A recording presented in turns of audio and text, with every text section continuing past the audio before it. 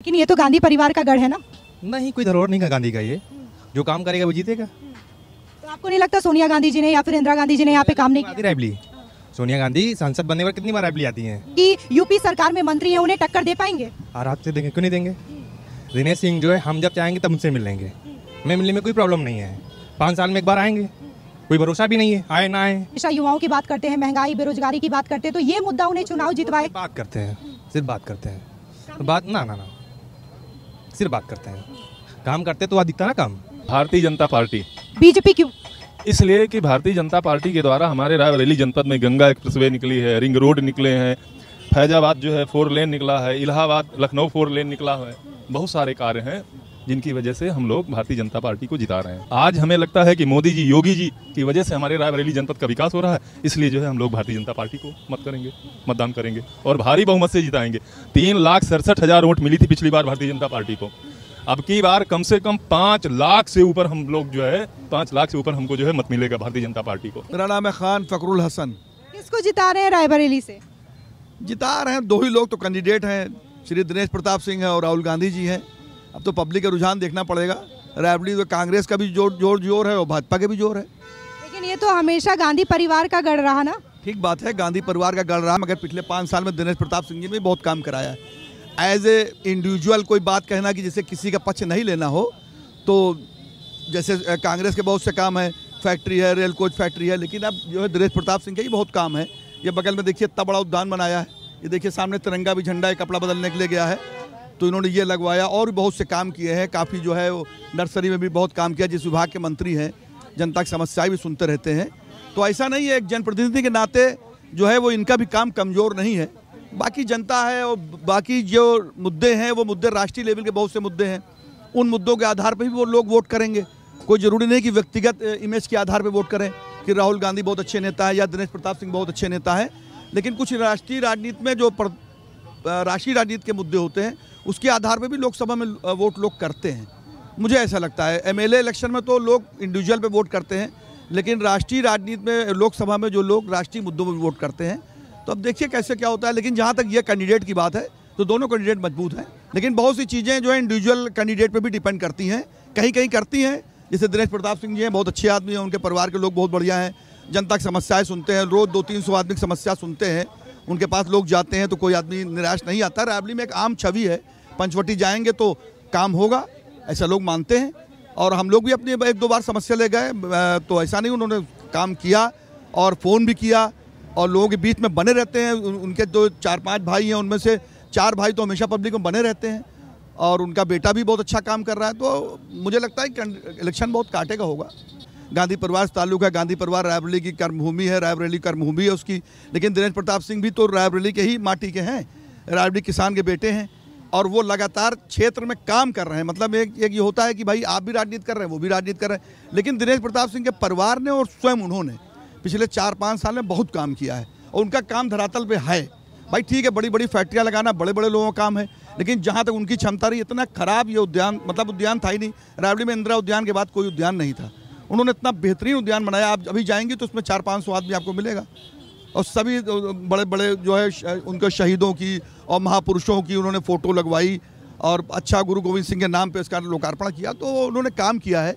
और इतना राष्ट्रीय झंडे जो हम लोग ये दिल्ली में देखते थे जब जाते थे, तो इन्होंने रायबरेली में बहुत सी जगह पे जो है मेरे ख्याल 10-12 जगह पे इन्होंने शहीद स्थलों पे और ये लखनऊ रोड पे और ये देखिए ये शहीद स्थल पे झंडे लगवाए।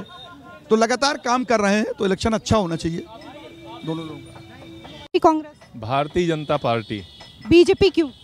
इसलिए कि भारतीय जनता पार्टी के द्वारा हमारे रायबरेली जनपद में गंगा एक्सप्रेसवे निकली है, रिंग रोड निकले हैं, फैजाबाद जो है 4 लेन निकला है, इलाहाबाद लखनऊ 4 लेन निकला है। बहुत सारे कार्य हैं जिनकी वजह से हम लोग भारतीय जनता पार्टी को जिता रहे हैं। आपको नहीं लगता हमेशा से गांधी परिवार का गढ़ रहा, राहुल गांधी यहाँ पे चुनाव लड़ रहे हैं तो दिनेश प्रताप सिंह को कड़ी टक्कर देंगे? वो गढ़ का कोई माने रहता है, वोट तो हम लोग देते हैं, मत तो हम करते हैं। गढ़ का मतलब थोड़ी होता हमारे विचार मिल रहे हैं, हमने जो है गांधी परिवार को मत दिया। आज हमें लगता है कि मोदी जी, योगी जी की वजह से हमारे रायबरेली जनपद का विकास हो रहा है। इसलिए जो है हम लोग भारतीय जनता पार्टी को मतदान करेंगे और भारी बहुमत से जिताएंगे। 3,67,000 वोट मिली थी पिछली बार भारतीय जनता पार्टी को। अब की बार कम से कम 5 लाख से ऊपर हम लोग जो है 5 लाख से ऊपर हमको जो है मत मिलेगा भारतीय जनता पार्टी को, और कम से कम 2 लाख मतों से राहुल गांधी जी को हम यहाँ से पराजित करके भेजेंगे।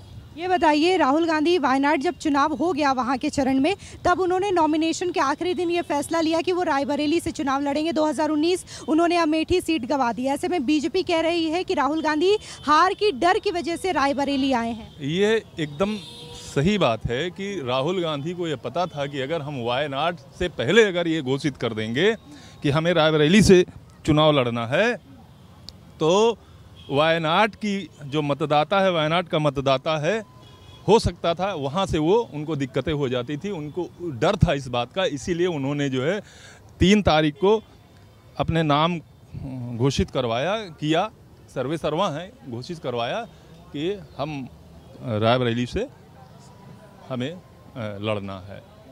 तो अच्छा, ये बताइए, जिस हिसाब से गांधी परिवार यहाँ से कई दफ़ा पीएम रहे, उनकी सरकारें रही, यहाँ से इंदिरा जी पीएम थी, फिर उसके बाद सोनिया जी के कार्यकाल में यूपीए गवर्नमेंट थी, तो आपको लगता है अमेठी में वो विकास हुआ जो कि एक प्रधानमंत्री के क्षेत्र में होना चाहिए था?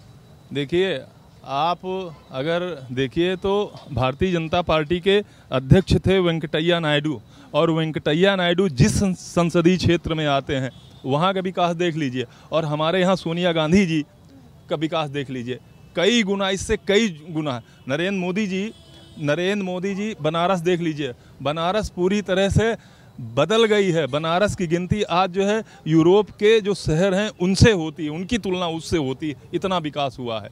हम 10 साल यहाँ थी, यूपीए की चेयरपर्सन सोनिया जी यहाँ पर 10 साल थी। क्या दिया 10 साल में? केवल जो रेल कोच दिया या जो एम्स दिया वो भी केवल नींव रख दी, और बाकी का उसके आगे का काम जो है भारतीय जनता पार्टी के द्वारा हुआ। बीजेपी क्यों? बीजेपी क्यों? क्या नहीं किया बीजेपी ने? लेकिन ये तो गांधी परिवार का गढ़ है ना। नहीं, कोई धरोहर नहीं का गांधी का। ये जो काम करेगा वो जीतेगा। तो आपको नहीं लगता सोनिया गांधी जी ने या फिर इंदिरा गांधी जी ने यहाँ पे काम नहीं किया? रायबली सोनिया गांधी सांसद बनने पर कितनी बार रायबली आती हैं। जो आएगा, जो जनता के बीच रहेगा वही तो जीतेगा। आपको नहीं लगता गांधी परिवार जनता के बीच में रहते हैं? वो तो रायबरेली को, अमेठी को परिवार बोलते हैं। केवल चुनाव के टाइम आते हैं, बस चुनाव के टाइम आए, चुनाव अपना निकाले चले गए। कम से कम जनता के बीच में आइए, जनता की जो प्रॉब्लम है उसको भी देखिए ना। आपको नहीं लगता राहुल गांधी जो हैं वो राष्ट्रीय स्तर के नेता हैं? दिनेश प्रताप सिंह जो कि यूपी सरकार में मंत्री हैं, उन्हें टक्कर दे पाएंगे? आराम से देंगे, क्यों नहीं देंगे। दिनेश सिंह जो है, हम जब चाहेंगे तब उनसे मिल लेंगे। हमें मिलने में कोई प्रॉब्लम नहीं है, ठीक है। हम मिल के उनसे अपने सारे काम भी करवा सकते हैं। लेकिन राहुल गांधी से कैसे मिलेंगे? 5 साल में एक बार आएंगे, कोई भरोसा भी नहीं है, आए ना आए। तो हमारे लिए तो दिनेश सही है ना। आपको नहीं लगता राहुल गांधी हमेशा युवाओं की बात करते हैं, महंगाई, बेरोजगारी की बात करते हैं, तो ये मुद्दा उन्हें चुनाव जितवाए? बात करते हैं, सिर्फ बात करते हैं। तो बात ना ना ना सिर्फ बात करते हैं। काम करते तो दिखता ना काम। भैया अमेठी क्यों हारे हो? तुम्हारा गढ़ था ना, हार गए आप। और जिसने आपको हराया पहली बार चुनाव लड़ा उसने। वो चीज़ें हैं ना, बात करने का कोई मतलब नहीं। आप काम करिए, जनता के बीच रहिए, कम से कम जनता की प्रॉब्लम को समझिए। आप बीजेपी वाले ये कह रहे हैं कि राहुल गांधी अमेठी हार गए 2019 में, अगर रायबरेली भी हार जाते हैं तो फिर कहाँ जाएंगे वो? अब जहाँ जाना होगा जाएंगे। अब कहाँ बता दें उनको कहाँ जाना है? कहीं ना कहीं चुनाव तो लड़ेंगे ही वो। हाँ, वायनाड जीतेंगे कि हारेंगे? अब ये तो उनकी किस्मत है, जितना हारना। अगर वहाँ उन्होंने काम किया होगा तो जीतेंगे, नहीं काम किया तो हार जाएंगे। अगर बाई चांस वो रायबरेली भी जीत जाते तो आपको क्या लगता है कौन सी सीट वो चुनेंगे? रायबरेली नहीं जीतेंगे।